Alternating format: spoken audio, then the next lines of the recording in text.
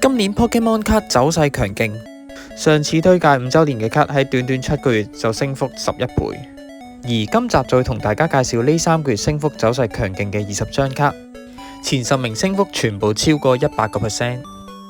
第20位偵探比卡超 Promo， 由3月到6月之間升咗71%。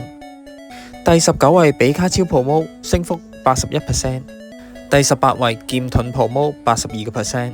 第17位細馬里奧比卡超 85%。第16位比卡超 RR1ED， 升幅87%。第15位25週年生日比卡超 87%。第14位橫濱比卡超 Promo， 同樣係87%。第13位比卡超 Promo 2017， 升幅92%。第12位衝浪比卡超 Promo， 升幅92%。第11位25週年金盒比卡超，升幅99%。第10位橫濱比卡超 Promo， 升幅100%。第9位變裝細噴火龍，升幅102%。第8位變裝伊貝，升幅114%。第7位橫濱比卡超 Promo， 升幅117%。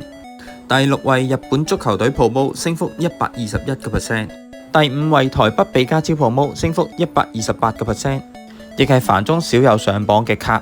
第4位71比卡超 Promo， 升145%。第3位2015 Promo， 升幅145%。第2位橫濱比卡超 Promo， 升幅161%。跟住落嚟第一位就係跟住落嚟就係呢3個月升幅最勁嘅卡中之霸。第一位5週年紀念繁中 Promo， 呢3個月嚟佢一共升咗166%。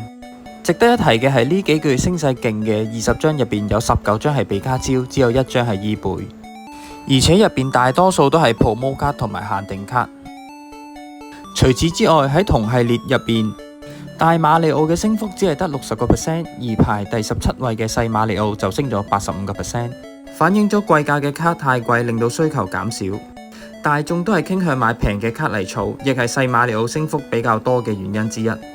今集暫時分享到呢一度，如果大家鍾意記得俾個 like 同埋 subscribe，我會為大家帶來更多 Pokemon 卡嘅資訊。